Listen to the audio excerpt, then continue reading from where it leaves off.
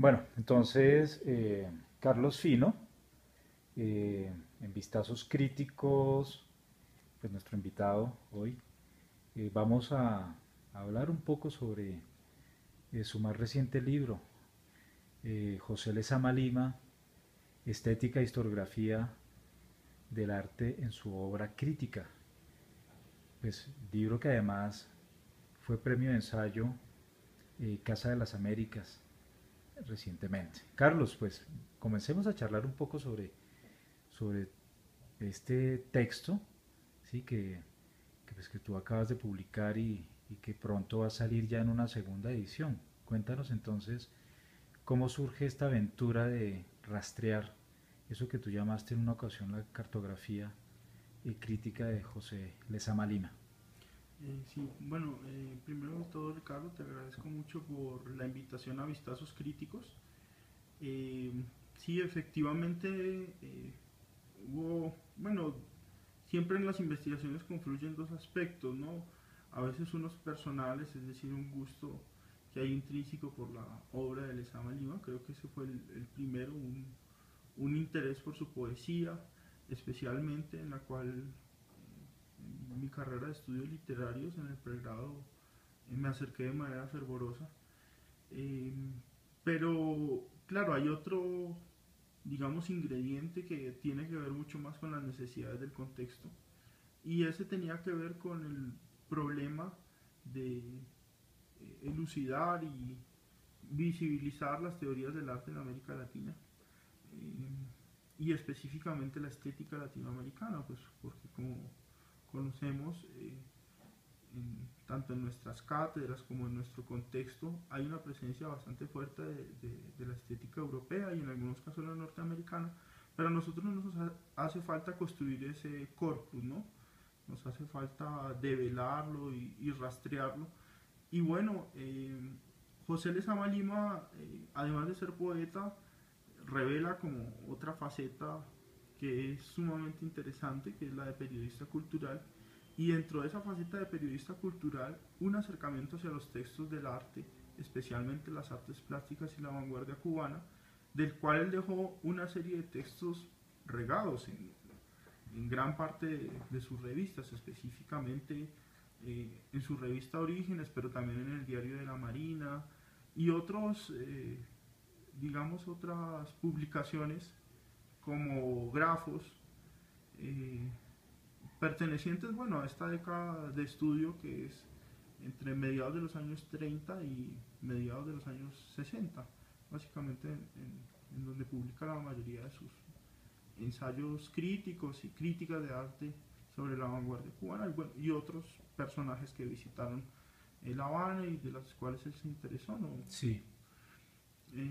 Entonces esa era la intención, eh, digamos, primigenia, intentar construir un corpus de pequeñas dosis, ¿no? Es decir, los textos sobre el arte no, o en su mayoría no superan la página, las dos páginas, las tres páginas. Algunos otros ensayos sí un poco más de largo aliento, como tal vez alguno que le realizaron en el protocarrero a Amelia Peláez, pero en su mayoría son textos para el periódico. La idea consistió en precisamente elaborar esta metodología, la cual tú acabas de enunciar muy bien, se llama una cartografía. En ese momento yo la llamé poética, pero ahora Ujú. entiendo que es una cartografía que es teórica, una cartografía que busca rastrear la conceptualidad en esa serie de críticas y irla organizando o ir organizando esa serie de conceptos que aparecían, digamos así, difuminados y reunirlos en temas. Ese fue básicamente el método y el trabajo. Entonces, crítica a crítica fui realizando, digamos, este trabajo de hacer catalogación, de selección conceptual para elaborar, por ejemplo, el concepto del tiempo o el de Ujú. producción artística y otros tantos de la historiografía. Entonces, básicamente fue esta labor de lectura, selección y clasificación de esta serie de textos los que me llevaron a entender que allí en Lezama había una estética bastante particular, que tenía unos diálogos distintos en su momento con las estéticas o de cómo se concebían las estéticas tanto en América Latina como en Europa. Eh, digamos que sus particularidades se encuentran, bueno, primero en una lectura muy copiosa de la historia del arte, un gran lector de los historiadores de su momento y también de los historiadores de la cultura, como por ejemplo Tonino Spengler. Ha sido crítico de Boehringer, entre otros, ¿no? Es decir, estaba muy al tanto, por decirlo así, de las publicaciones de arte y de historia del arte de su momento. Muy amigo de un crítico de arte que hizo parte, digamos, de su grupo, que se llamó Guy Pérez Cisneros y que, bueno, que tristemente murió en el momento en el que estaba en mayor furor Orígenes, su mejor publicación. Digámoslo así, que José Lezama Lima tenía esas particularidades, ¿no? Es decir, un dominio en el lenguaje tremendo por su labor, digamos, como novelista y como poeta, pero al mismo tiempo una sensibilidad en lo visual altísima. Esas dos combinaciones, o esa combinación, digamos, se podría decirlo así, de facultades como artista e intelectual, lo llevaron a tener un gran nivel en la conceptualización sobre las artes. Y bueno, gracias a eso, además de su obra, pues podemos encontrar aún esos textos sobre el arte, mucho material prolífico para no solamente trazar una estética o una historiografía del arte, sino entender cómo esta estética y esta historiografía del arte se suscribe en un proyecto cultural, que es el proyecto efectivamente de entendernos como nación y de entender este auríspide simbólico en el continente. Que, que esa parte me parece bastante importante resaltarlo porque ahí tú logras hacer un verdadero aporte, ¿no? Es decir, si existía una, una apuesta, digamos, a escribir y por supuesto a rastrear desde América Latina, desde Latinoamérica, todo lo que significaba una nueva visión, digamos, hasta cierto punto de esa estética no rastreada. Es como si solamente no hubiese existido, pero bueno, tu trabajo, entre otros, por supuesto, y otras personas han demostrado que evidentemente sí existía una visión estética muy desde acá, muy conectada, por supuesto, con otras corrientes, pero que desde acá sí se estaba produciendo eh, una apuesta muy grande hacia esos nuevos discursos, ¿no? En el caso de José Lezama Lima, y en alguna ocasión yo le escuché a Carlos también mencionar, y creo que va a tono con tu proyecto doctoral, ¿sí? De pronto que menciones algo, aunque pues, no es el momento, ya tendremos oportunidad de hablarlo, pero sí me parece oportuno mencionarlo porque José Lezama Lima hace parte de ese entramado, digamos, de intelectuales que están apostándole, digamos, a construir desde acá, ¿no? En esa misma época, un discurso muy singular sobre esa visión latinoamericana, ¿no? ¿Qué nos puedes contar sobre esos otros personajes que quizás tenían comunicación con él o que hacían parte, digamos, como de ese momento de la época? Sí, digamos, hay dos tipos de fuentes que alimentan el pensamiento estético de José Lezama Lima y digamos otros pensadores con los cuales él dialoga. La primera categoría tiene que ver con pensadores que están en su misma ínsula, que hacen parte de la cubanía, específicamente que son herencia del siglo XIX, una serie de pensadores importantes que se conocen mucho más por sus aspectos políticos y por sus luchas efectivamente independentistas, pero que tuvieron, digamos, una producción crítica y reflexiva hacia las artes también importantes. Me estoy refiriendo a personajes como Enrique Piñeiro, Miguel Sanguilli y el gran José Martí, que es, por decirlo así, una de las primeras personas en el mundo que escribe eh, sobre movimientos artísticos, pues, digámoslo así, contemporáneos. Él realiza varias crónicas, tanto en Estados Unidos como en Francia, sobre el impresionismo. Y es una de las primeras personas que revela, digamos, cuál es su apuesta formal. Eh, Escribe sobre la Estatua de la Libertad, sobre el puente de Brooklyn, realiza una colecta para recoger fondos, imagínense eso, para lograr construir el pedestal de la Estatua de la Libertad que se encontraba embalada en una serie de barcos. Este es ese personaje que es magnífico, que es José Martí. Bueno, claramente pues Lezama es un lector acérrimo de Martí, pero digamos de la generación de Lezama hay otras personas con las que él tiene unos diálogos interesantes. Alejo Carpentier, por ejemplo, él es otro crítico de arte demencial, algo así como 3.500 críticas de arte nada más escribió en Venezuela. Eh, y digamos que este nicho se alimenta con el mismo Guy Pérez Cisneros, que es el gran crítico de arte del momento, y, y otra serie, digamos, de pensadores que ya no tienen que ver solamente como con la crítica de arte, sino con un aspecto mucho más grande que es lo artístico literario. El mismo César Vallejo, del cual Lezama le publicó varios poemas, Jorge Luis Borges, en donde en Orígenes, en la revista que dirigía Lezama, publica y patrocina la revista de Borges Sur y también le publica una serie de textos a Jorge Luis. Y bueno, y otra serie, digamos, de intelectuales que se encontraban a su alrededor, de orden internacional, Julio Cortázar, por ejemplo, o María Zambrano, que confluyeron todos en Orígenes. De hecho, las primeras apreciaciones culturales que realiza Lezama, bien interesantes, tienen que ver con la visita de Juan Ramón Jiménez a La Habana, este premio Nobel de la literatura y gran poeta español. Y él allí empieza, por un decirlo así, a exponer esas tesis sobre la insularidad con esta visita y con estos diálogos con Juan Ramón. Claro, como Lezama hay otros nichos más para, digámoslo así, que pueden aportar al entendimiento y al develamiento de la estética en América Latina. ¿Por qué? Porque hay un problema en nuestra academia que tiene que ver con el orden de la división de las disciplinas. Eh, hay, es decir, los intelectuales, como vemos, son escritores intelectuales integrales. Ellos en su cotidiano vivir realizan críticas de arte, realizan apuntes políticos, pero también escriben poemas, realizan su novela. Es decir, son intelectuales bastante integrales. En cambio, la academia tiene el lío de dividir el conocimiento, de decir yo solamente por ejemplo, en literatura solo me van a interesar sus poemas o su novela Paraíso, etc. Pero esta parte de las críticas de arte queda como un poco desvanecida. Y cuando te vas, por ejemplo, a una facultad de artes, allí lo primero que te van a decir cuando presentas un proyecto de investigación es, no, Lezama, él es escritor, él no tiene nada que ver con el arte, etcétera, etcétera. Prácticamente que esta producción se queda como en un limbo, ¿no? Es decir, en un limbo académico que es preciso empezar pues a subsanar.